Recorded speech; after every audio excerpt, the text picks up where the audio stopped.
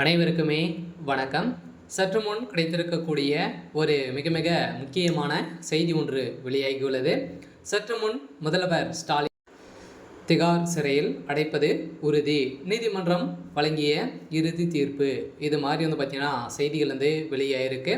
ஏற்கனவே முதல்வர் ஸ்டாலின் அவர்களுக்கு பார்த்தீங்கன்னா திமுகவுடைய தலைமையகத்துக்கு மீது நிறைய மிகப்பெரிய ஐடியாக தான் பார்த்தீங்கன்னா முதல்வர் ஸ்டாலினுடைய தலையில் விழுந்திருக்கு. மீண்டும் பார்த்தீங்கன்னா செந்தில் பாலாஜியுடைய வழக்கின் மூலமாக நிறைய திமுகவுடைய தலைமையகத்துக்கு ஒரு மிகப்பெரிய ஐடியாக தான் தொடர்ந்து வந்துட்டு இருக்குது. இதை தொடர்ந்து எப்போ பார்த்தீங்கன்னா திமுகவில் ஒரு மிகப்பெரிய கூட்டணி வைத்திருக்கக்கூடிய கட்சி பார்த்தீங்கன்னா திமுகவுடைய கூட்டணியும் உடைந்திருக்கு. அதே மாதிரி திருமாவளவன் அவர்களும் பார்த்தீங்கன்னா அதிரடியாக முடிவு செய்திருக்காரு.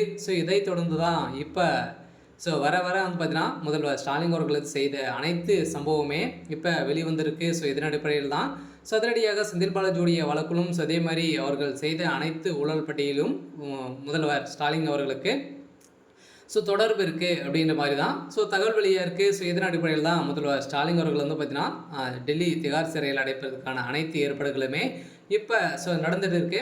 இதை பற்றி இந்த வீடியோவில் நம்ம முழுமையாக பார்க்கலாம். அதுக்கு முன்னாடி நம்ம சேனலுக்கு இப்போ தான் நீங்கள் முதல் முறையாக வந்திருக்கீங்க அப்படின்னா மறக்காமல் நம்மளுடைய சேனலை சப்ஸ்கிரைப் பண்ணி சப்போர்ட் பண்ணுங்கள்.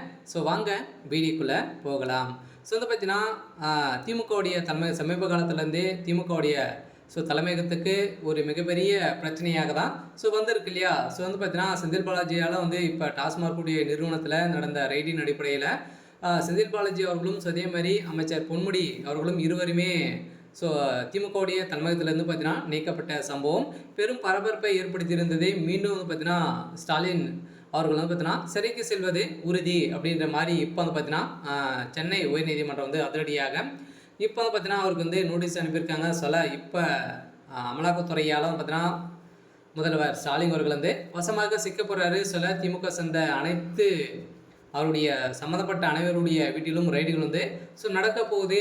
இந்த நிலையிலும் அதே மாதிரி துணை முதல்வராக இருக்கக்கூடிய உதயநிதி ஸ்டாலின் அவர்களும் வசமாக சிக்கியிருக்காங்க. இருந்தாலுமே இந்த முதல்வர் ஸ்டாலின் அவர்கள் செந்தில் பாலாஜியுடைய வழக்கில் ஒரு முக்கிய புள்ளியாக இருக்கார். 40,000 கோடிக்கு மேலே பார்த்தீங்கன்னா இதில் மெகா ஊழல் நடந்திருக்கு அப்படின்ற மாதிரி இப்போ கண்டறியப்பட்டிருக்கு.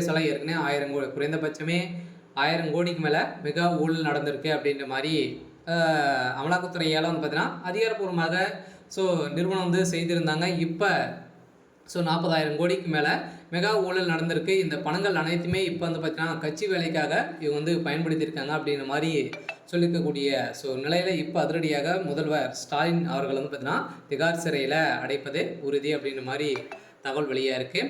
ஓகே. இன்னைக்கான அப்டேட் பார்த்தீங்கன்னா இதுதான். மறக்காமல் நம்மளுடைய சேனலை சப்ஸ்கிரைப் பண்ணி சப்போர்ட் பண்ணுங்கள். தேங்க்யூ.